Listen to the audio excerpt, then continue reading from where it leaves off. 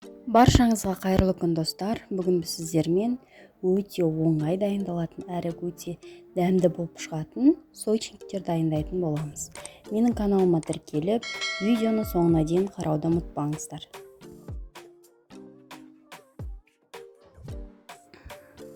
Енді бізге 320 грамм ұн, 80 грамм шекер, 1 шай қасық разрыхлитель, аздап ванилин қосамыз. Одан кейін құрғақ ингредиенттерімізді жақсылап араластырып аламыз.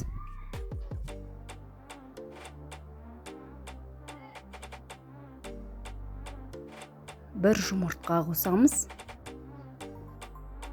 200 грамм 82% сары май қосатын боламыз. Барлығын жақсылап араластырып, қамыр илейміз. Бізде осындай жұмсақ, қолға жабыспайтын қамыр пайда болады. Начинкасын дайындап алғанша холодильникке қойып қоямыз. Начинкасына 200 грамм творог, 40 грамм шекер, 40 грамм ұн және 2 жұмыртқаның сарысын қосамыз.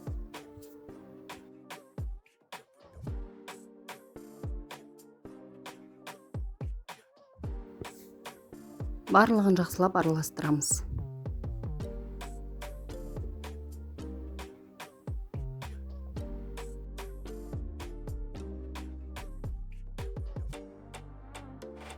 Тоңазытқышта тұрған қамырымызды кішкене ұн себе отырып, оқтаудың көмегімен жаямыз.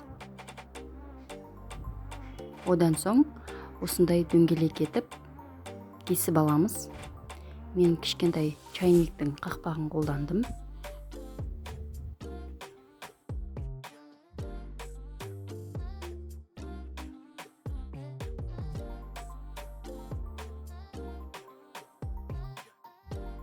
Дөңгелек етіп кесілген қамырларымызға әрқайсына 1 шай қасықтан начинкасын салып, видеода көрсетілгендей жасап, формаларымызға қоямыз.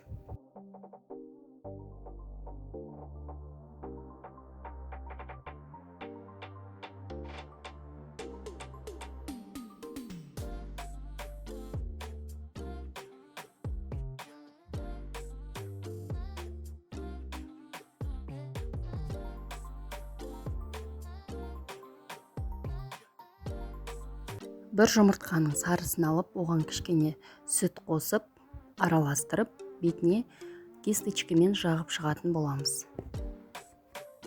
Қызып тұрған пеште 180 градуста 30 минуттай пісіріп аламыз.